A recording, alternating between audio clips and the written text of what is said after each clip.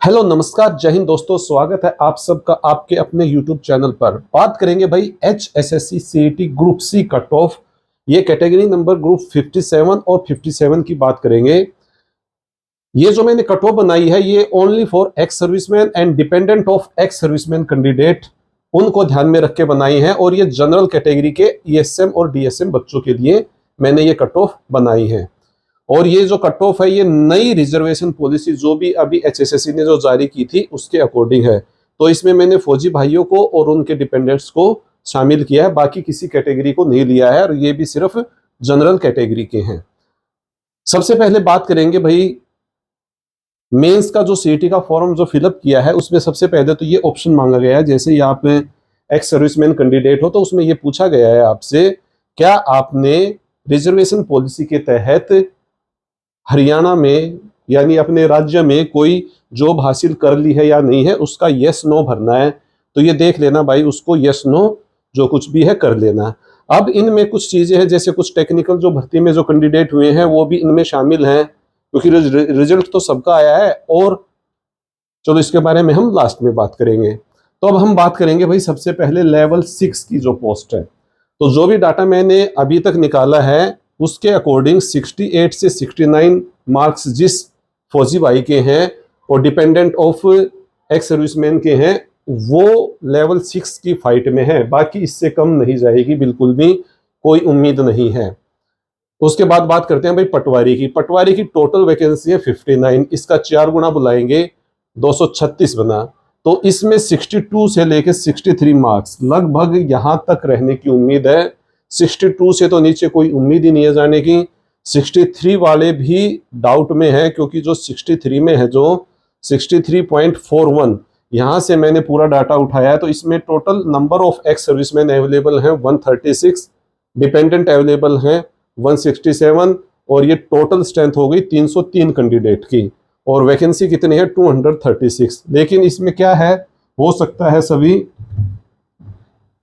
ने ग्रेजुएशन ना किया हो, या फिर हो सकता है किसी ने टेक्निकल ज्वाइन कर लिया हो, या फिर कोई कहीं और जाके रोजगार हासिल कर लिया हो। तो ये लगभग उम्मीद है 62 और 63 के आसपास आ जाएगी, क्योंकि ये बल्क में वैकेंसी है और अच्छी खासी वैकेंसी है पटवारी की।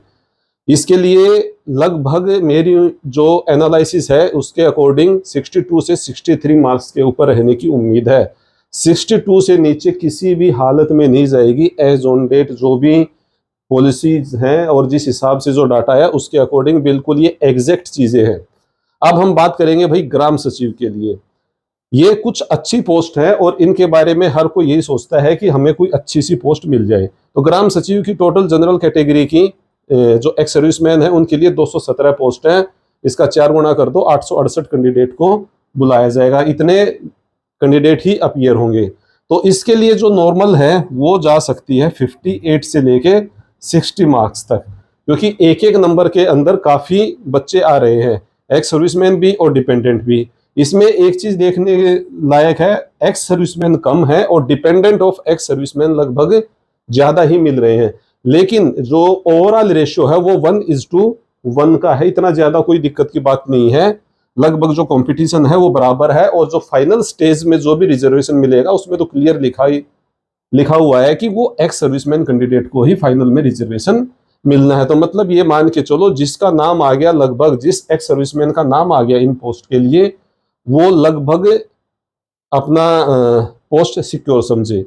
नेक्स्ट बात करते हैं भाई ओवरऑल कितनी रहेगी। तो जो ओवरऑल कट ऑफ है वो लगभग देखो 50 नंबर तक। जो पिछली बार हमने ग्रुप 56 और 57 का जो एग्जाम दिया था उसमें लगभग 50 मार्क्स तक ही गई थी। तो लगभग इतनी वैकेंसी है, थोड़ी बहुत कुछ इंक्रीज हुई है, उनका ज्यादा इफेक्ट पड़ना नहीं है। एक आध नंबर आगे पीछे 49 से लेके 50 मार्क्स लगभग इतनी ही रहेगी, इससे कम जाने की उम्मीद नहीं है। ये सिर्फ मैं ESM और DSM जनरल कैटेगरी वाले कैंडिडेट के लिए बता रहा हूं, बाकी कोई भी कैटेगरी इसमें शामिल नहीं है। कहीं आप भाई दूसरी कैटेगरी में भी एक्स सर्विसमैन भाई हैं और डिपेंडेंट्स हैं, उनके बच्चे हैं, तो ये उनके लिए नहीं है। ये जो डाटा मैंने कलेक्ट किया है ये जो 3 जुलाई 2024 को जो अपना रिजल्ट आया है उसके आधार पर कलेक्ट किया है। और जो एनालिसिस जो मैंने किया है as per new reservation policy, तो इसके ऊपर भाई कुछ केस वेस भी है, देखते हैं यदि फौजी भाइयों के हक में आता है या क्या रहता है। उस फैसले का मुझे आइडिया नहीं है एज ऑन डेट क्या फैसला है। यदि ये रिजर्वेशन पॉलिसी है एज ऑन डेट तो ये चीजें हैं, लेकिन बाय द वे यदि फौजी भाइयों को कुछ कंसीडर किया जाएगा तो फिर तो मिनिमम जो पास मार्क्स हैं 40 मार्क्स वहां पर चली जाएगी। अदरवाइज आज के हालात यही कह रहे हैं कि इस हिसाब से लिस्ट जानी है। मुझे उस केस का कोई आइडिया नहीं है कि उसका क्या अभी तक डिसीजन आया है, कोर्ट ने क्या वर्डिक्ट दिया है। अपना टेलीग्राम चैनल है भाई HSSC जॉब्स अपडेट, ये भी ज्वाइन कर लेना। कोई भी क्वेरी हो आप पूछ सकते हो, या फिर कोई चीज आपको शेयर करनी हो आप शेयर कर सकते हो, कोई दिक्कत की बात नहीं है। अब फाइनली हमें HSSC का वेट करना पड़ेगा, ये कैंडिडेट को कैसे कॉल करते हैं, कैसे बुलाते हैं, सारी चीजें यहाँ पर डिस्कस होंगी। क्योंकि जो भी चीजें हो रही है बिल्कुल सारी चीजें सिस्टमेटिक वे में चल रही हैं।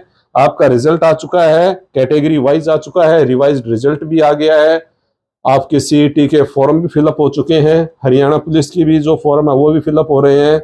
बस सारी चीजें सिस्टमेटिक चल रही हैं। अब हमें सिर्फ वेट करना होगा HSSC कैसे बच्चों को बुलाते हैं, कैसे क्या ये रूल अप्लाई करेंगे। लेकिन जो आज के दिन जो चीजें दिखाई दे रही हैं एज पर कैटेगरी, इस हिसाब से बिल्कुल स्टिक बैठेंगी। फिर भी आपकी क्या राय है कुछ कमेंट कर सकते हो, मुझसे कुछ पॉइंट छूट गया हो आप कमेंट कर देना, या फिर टेलीग्राम ज्वाइन करो, वहां पर हम शेयर कर लेंगे। बाकी मैंने अपनी तरफ से बिल्कुल एग्जैक्ट डाटा विद डाटा आपके सामने कट ऑफ बनाई है, और इसमें कोई भी गुंजाइश नहीं है एज ऑन डेट। बाकी आप सब समझदार हो, कुछ कमी रह गई हो तो उसके लिए भाई देख लेना आप, और लगभग एक आध नंबर आगे पीछे हो सकती है। जो भी कट ऑफ है उसमें थोड़ा बहुत तो कुछ वेरिएशन आता ही है। बाकी जय हिंद दोस्तों, टेक केयर।